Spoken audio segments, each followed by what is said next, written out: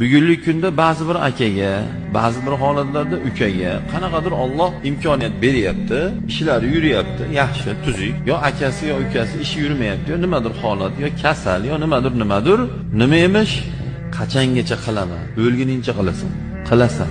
Chunki sen doljinsan. Sen majbursan. Chunki Robbing aytdi buni. Qil, beradi. Saxovat bobida aytganimizda aytdiki, hadis har tongda 2 farishta tushadi, o'zi farishta ko'p tushadi. Iminna shu ish uchun alohida ikkita farishta tushadi.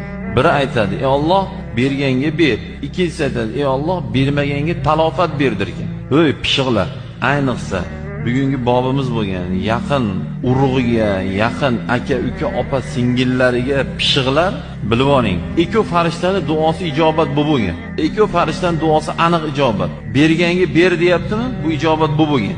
Bermaganga talofat ber deyapti. Ketadi molingiz. Mol degani boqadigan molda